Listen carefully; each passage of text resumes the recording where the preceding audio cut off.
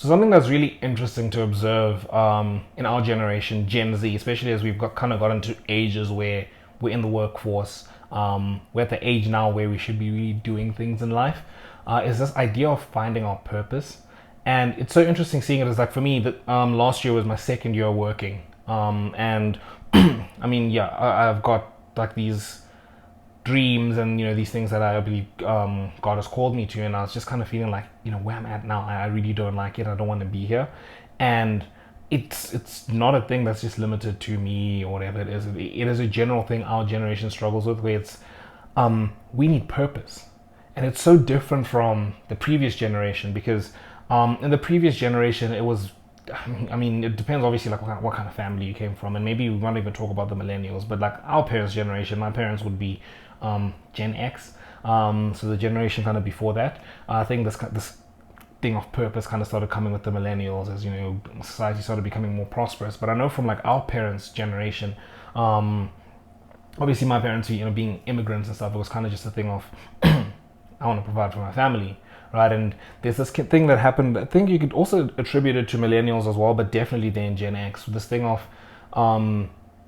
we grit, like we push through, like we just do things because this kind of what society's telling us to do because we want to be stable, we want to learn, we want to be comfortable and stuff, right? Our generation, particularly in the first world, like we're not struggling with this as much. I'm not thinking, man, how am I going to provide for my family? That's not something that's getting me out of bed every day. It's like, okay, this job sucks. I don't want to do this. I want something that gives me purpose. I want something I enjoy. And this is actually very evident in studies they've done. Apparently, the average time that a person in our generation, in our 20, obviously people that are kind of in their 20s and 30s now, apparently the average time we spend at a job is about 2 years or something, 2 or 3 years. So by the time we're 30, we've had about 3 or 4 jobs, which is so unprecedented. Like it's so opposite to what our parents' generation, was doing. Like in our parents' generation, it was very, very normal to have a 40-year career. Very normal for you to find a job at a specific place and just kind of work your way up.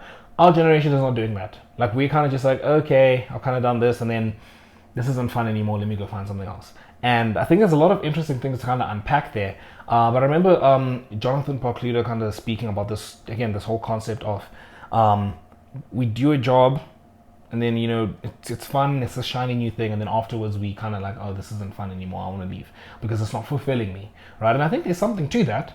Obviously, we need to recognize the pattern because we kind of fall into this, what would you call it? Into this fallacy of, hey, this next job I get, or when I do this, then I'm going to be happy, right? It's kind of this thing. And he always tells the story, Jonathan Barclay, where he said, like there's some people I'll speak to, like, because he's in the young adults ministry, and he's like, so guy speaking, he's like, I hate this job. I quit. I'm finding this new job. I'm really excited for it. Yada yada yada. 6 months later, he speaks to the guy, and it's like, hey, how was the new job going? And he's like, oh, that job, I quit. It wasn't for me, kind of thing. And it's like just interesting how he kind of puts that out. But a more interesting thing that's at play here is our generation kind of reaching that top level of Maslow's hierarchy of needs, if we can say that. I think we've kind of gotten to that place as a society. We're not really like kind of struggling to like like we're starving and all that stuff. And I say this as a general term. Obviously there's going to be places, again, like I said, first world for sure, it's very it's not too much of a worry that we have, although there's something to be said about cost of living being at the highest it's ever been. It's never been more difficult for us to own like property and everything like that, right? But I think the interesting thing at play here is generally as a society, like we're not struggling. It's not like I have to go get this job so I can put food on the table, otherwise I'm screwed. Like a lot of us, I mean, there's this whole extended adolescence thing happening where as a generation we're taking longer to get our driver's licenses, we're taking longer to get our first jobs, we're taking longer to get degrees, we're taking longer to move out of our parents' houses. Like you're allowed, it's societally acceptable for you to be a 27, 28, 30-year-old man still living with your parents. Like it's acceptable. And I think because like this is allowed for us, there isn't that sense of urgency of like, hey, I'm 18, my parents have kicked me out the house, I need to go out there and get a job. Oh, I'm about to get married and I need to put food on the table for my parents. Let me go do this job, even though it's not like what fulfills me. Like, and it's so interesting because I have these conversations with like some of the like my manager at work. And I'll ask them, I'll be like, do you like this job or whatever? Because it's a very tough job. Like I'm in auditing, just doing my articles, so 2026 is going to be my last year, and I'm hopefully, God willing, never doing this thing again. But I asked them because their lives suck. Like, there's no such thing as work-life balance. I'm like, do you like this? And for them, I remember I asked my manager, and his response was like, why would you even ask such a question? Like, that's not relevant. It's not a relevant question to be asking. It's like, I remember he said something like along the lines of, like, it pays the bills. And for me, it was like, ugh, I don't want to do that. Like, what a waste of life. And it's so interesting seeing, like, Gen Z, like, we've kind of, like, we're not that generation. We're not millennials, we're not Gen Xers, where we're like, we all suffered through a job just because we need to get, like, the money or whatever it is. It's like, hey, we know, I think it's partly to do with the phone for sure. We know that there's much better out there. And I know Jonathan McClure speaks about this from a dating perspective, where he says, the reason, like, a huge reason a lot of us aren't getting married is because there's this, he calls it FOBO, fear of a better option. And he speaks about it from a dating perspective of, like, we've seen, like, online, you see all these people, you see all these things, whatever. It's like, hey, I'm holding out for a better option. There must be better out there. There must be somebody pretty out there, or whatever it is, and that wasn't as prevalent, in the previous generations. And I think it's a similar thing with work and stuff. You see people, you see streamers getting paid to play video games, and you see, and again, this whole social media thing where people kind of show, like, the best of their lives and stuff, and we're so entrenched. Like, we spend more time on the phone than we do asleep. I learned that fact today. I was listening to, Joe Rogan and Chris Williamson. That's crazy. That's insane. So that means, like, for us, the digital world is kind of the real world. And I mean, the digital world is not actually the real world, right? People are only putting out the best kind of things of versions of themselves. And this applies to, like, jobs and stuff. You're gonna see, no one's gonna show you the mundane, boring job they do every day. Like, no one's just doing that.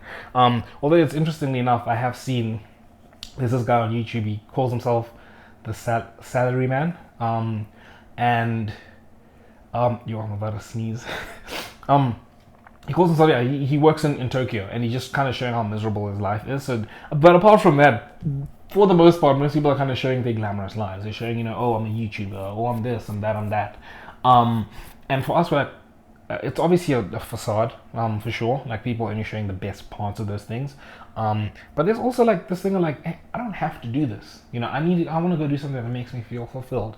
And that's kind of what's pushing us as Gen Z. So it's so interesting seeing how we search for that meaning, right? Because now we've got all these, we don't need to do things just for the sake of surviving. And now it brings to question this thing of purpose, right? And I mean, especially as, like, Christians, as Christian men, purpose is very important, right? That's kind of what's going to drive us. That's what we want to, like, look back when we die and be like, what did I do with my life? And for me, it's been interesting, like, seeing this search just become more and more rigorous. Like, I had it, a couple of years ago, when I graduated and then I started going to university. I kind of just chose accounting because I was like, it's the subject I most enjoy. And then you go become a chartered accountant because it's going to set you up for life and all that stuff, right? And I had dreams, but it wasn't like anything like crazy. And then obviously, like, 2021, this was my second year in university. I kind of started figuring out, like, I like making content. Let me go try, like, let me try out the content thing, and making motivational content and stuff. And I kind of did well. I did pretty well. And then I kind of stopped. And then I started working. Like, you started doing my articles, and this job is just it's been like 2025 was the worst year of my life. Like, absolutely terrible, and mainly because of the job. Like, I was enjoying, like, serving in ministry and everything, but it was like the job was just miserable, taking everything out of me. And I think there's part of it that's just like, it's the job, like, it just sucks. I mean, if you asked any other second year that we all of our second years are kind of depressed because the job just demands that much of you, and second year is just kind of a tough year. But I just kind of got to this point where I'm like, I hate waking up every single day. Like, I don't want to be alive right now because I hate waking up going to work. And then now you start thinking about, oh man, I wish I could do this. And for me, the thing was, I kind of got to a boiling point in, like, August where I was like, I want to be in ministry. And I mean, cool. I mean, for me, as much as I could see, like, I need to finish this. Like, I think God has made it very clear to me that I need to finish. So I need to do this last year in 2026. But got me thinking a lot about, like, what do I actually want to be doing with my life? Because there's this concept now of, like, hey, I don't like doing this. I want to do something that fulfills me. I want to like make a difference. And for me, I've kind of always known it's been something like this. You know, the Vanguard. You know, bringing this king's table to every man, like, you know, galvanizing the men and stuff. And I want to be like in ministry and all this stuff, right? But yeah, it really got me thinking really deeply. Like when you're waking up every day and you don't want to go to work, like you hate, like you're living basically for the weekend every day, and it's not even like yeah, I kind of just got to do my 8 hours today or whatever it is. It's like I am deathly scared because I'm so stressed. I don't even know if I'm just going to do 8 hours today, if I'm going to end up doing 10 or 12 or whatever it is, or if I'm going to have to work on the weekend and stuff. And it's like I have this visceral reaction, like, and I hated it so much last year, and I really hope it doesn't happen again this year. Every Sunday evening, because I'd always be at church on Sunday evening, it's just this thing of like, that Sunday evening dread. I remember my friend describing it as that, and it's like Monday's coming. And I was like, I can't do this, man. I don't want to be doing this. I need to get out. So I just started thinking a lot about purpose. And then obviously when you think about purpose and you kind of figure out, okay, cool, this is maybe what I'm called to do or whatever it is, there's now this aspect of like, okay, I have a passion for this, but now there's kind of there's these two other things. I know Tim Keller, when he speaks about like the finding your calling, and it's kind of it's a general thing you can apply.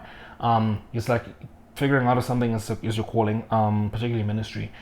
It's the idea of affinity. So that means, you know, you like doing it, like you have a passion for it, right? Then there's ability, like are you actually good at it? Like do you have the gifts, the appropriate gifts that actually allow you to do something and provide value with this? And then the third one is opportunity. And I remember hearing something approximating this a couple of years ago as well, where it was just kind of this thing of like, again, purpose and, you know, doing what you love, I guess, for your life is kind of this intersection of, do you like it? Are you good at it? And are you able to monetize it, right? I.e., are you able to have opportunity? Like, are you actually able to do this as like those three things make it a feasible life thing to do. They make it feasible to be an occupation. Otherwise, I mean, if you don't have one of those, it's likely going to be just capped at being a hobby. And that's where, you know, this whole conversation is quite interesting, because it's like finding that purpose, and then you've got to start thinking about things. And I mean, this year I became very familiar with a lot of verses around work, because obviously the Bible has a lot to say about work. I became familiar with Colossians 3:23 and 24, you know, you're not working for human masters, you're working for the Lord. Titus 2:10, like your work should be so good it testifies to the glory of God, like this whole idea. And I was just struggling with this tension, because I'm like, okay, forget like the job, like it just sucks and it takes a lot of you. I was just struggling in general, like it's just not for me. I remember my friend and I were kind of speaking like towards the end of last year. It was kind of this thing of, this is just not for me. Like we're gonna finish, but like auditing is not for me. And I think for me it's particularly like, if you want to apply the 3-step framework, affinity, definitely not. I absolutely hate it. Ability, I also don't have that. I'm struggling. Like I'm trying my best, but I just don't get certain things right. And then I guess opportunity, you know, what does it matter if I don't have the affinity or the ability, as I'd say. And I started just getting familiar with a lot of these concepts, and also just getting familiar with this whole idea of like, hey, you know, you might want to like do something, you might have an affinity towards something, but the Christian lens that we look at work is that everything we do for the glory of God, right? And obviously, great, you know, if you have a job you love and you get to provide value there, you get to serve God, like happy days, that's great, right? But then there's also some places where you got to do stuff just because God has you there, right? Like Paul was a tent maker, you know, like he couldn't, like physically, or I don't know if he couldn't or if he just chose not to, whatever it was, but he had to do a side job to feed his ability to do ministry, right? And there's people who are called to that. There's people who are called, and again, depending on, it's a mixture of things, right? Like what you like, and also like where life has you. Like there's sometimes you're going to be forced to do something you don't like. You know, like sometimes you might want to be in full-time ministry, and God's like, no, I want you in this place, like in this corporate place, and you can do. Again, this concept of ministry became like apparent to me as well. It's like ministry is not just a thing you do at church. It's a ministry you do everywhere. Ministry you do at your work, and it's important because I mean, dude, like 98% of the people in the church, in the congregation, are not people that are working in full-time church. They're just not. Like they're there in the world, and it's important that we have them there in the world. Like that's what we need, because that's where the people are, right? That's where the unbelievers are. That's where you know your work is going to testify to the glory of God. Like it's all well and good you doing that in the church, but I can imagine how much more impactful that is in a corporate workspace. Imagine a world or a company where there's a bunch of Christians there, and their work is impeccable. Maybe not even the work, like work ethic. It's again another thing I had to learn this year, where it's like, I want my work to be excellent. Like, God, I want to be good at this, but my ability is just not helping. Like, I'm just struggling, right? It's like, okay, cool. Your work ethic still needs to stand out, right? Like, you still need to be the person who's like, hey, and I saw it. I remember having a conversation with a friend like earlier this year. Man, like, I say this year, I mean 2025. I was just struggling, man, and there's this thing we have at work. It's like ratings, basically, like how well you performed on an audit and all this stuff. And I just did not get a good rating. But I remember my friend, because he was working with like my manager that like he did like I also worked with that manager as well. And I remember we were having a phone call on the weekend, and he was saying like, this guy, so my manager was obviously like, they handle like a lot of different trainees and stuff, and there was some trainee complaining like why they didn't get like a really good rating, and the manager was just arguing back and forth with them, and then apparently he kind of just he saw like he had messaged me, and then he phoned me and stuff, and I did not get a good rating at all, but he said like you could see like it had an impact on my manager, like in terms of like, because he was saying, because there was another manager in the room, and they were all kind of complaining about like trainees complaining about ratings and stuff, and he was like, hey, one of my trainees, like, I did not rate that trainee anything good at all, but he took it so well. And I remember that just got me. I was like, man, like I thought this whole idea of, your work testifying to the glory of God is like, hey, be excellent at your job. And I mean, if you can, go for it, right? But like for me, I was like, I'm trying, but physically it seems I can't. I'm trying my best, but it's just not working out. But I guess the work ethic and the attitude still was like making a difference. Now imagine a company where you've got Christians that are just like, and this is just, okay, I'm kind of removing the whole idea of like just of struggling at your job. Like imagine you have a job, a company where there's Christians, there's atheists, yada yada yada, but you see all the Christians, they're just really good at their job. Like whatever it is that you can just rely on them. They're reliable.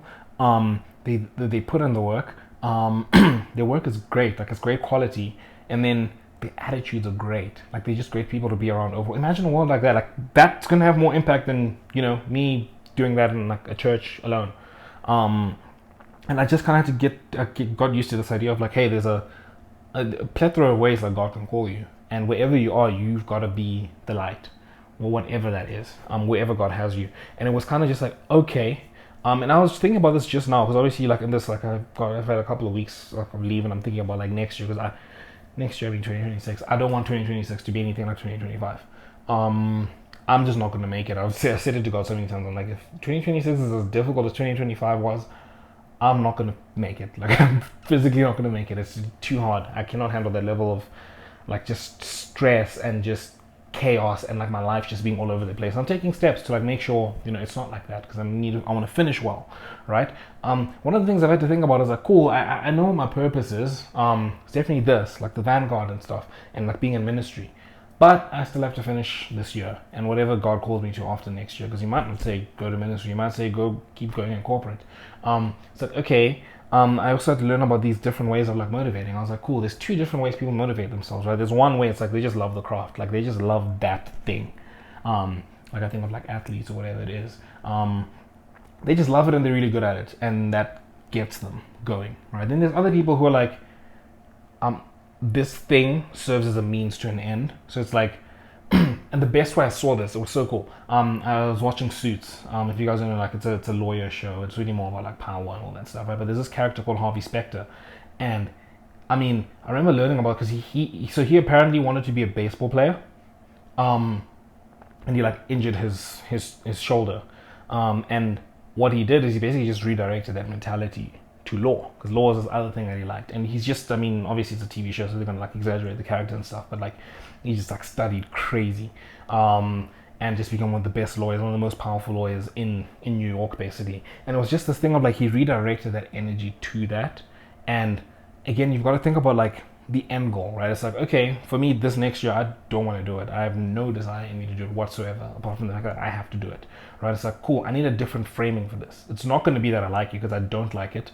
But it's like, what purpose is this serving? If I can frame that properly to say, cool, I'm being led to this, I don't know, okay, what's my purpose? And I've kind of got this overall purpose, and I'm like, cool, Actually, I can share it with you guys. I think for me, what happened was, I kind of pictured. I was like, cool.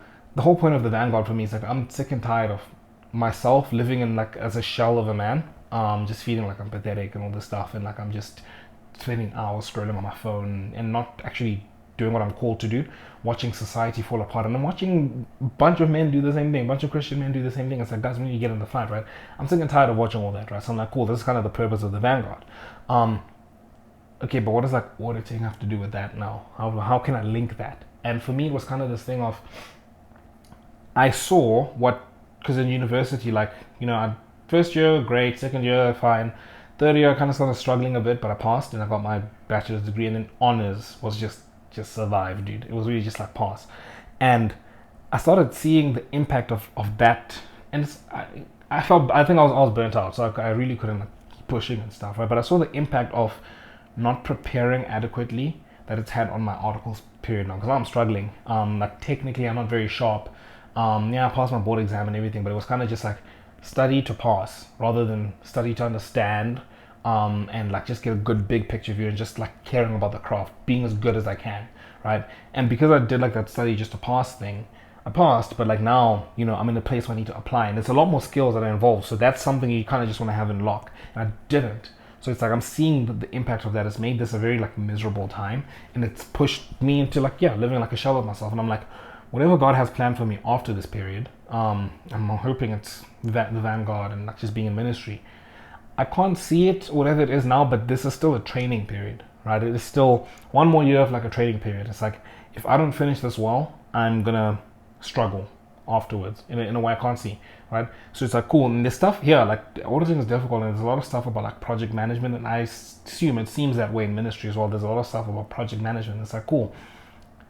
Prepare yourself as best as you can now for whatever's coming afterwards. Let's say it is ministry. It's really going to pay off well. And it's like, cool, now I've kind of reframed that. And that's kind of how I started learning to look at like purpose, in a way that, that pushes us forward, right? But yeah, that's kind of all I have for this. You guys let me know what you think about the topic in the comment section below. And until next time, see you guys.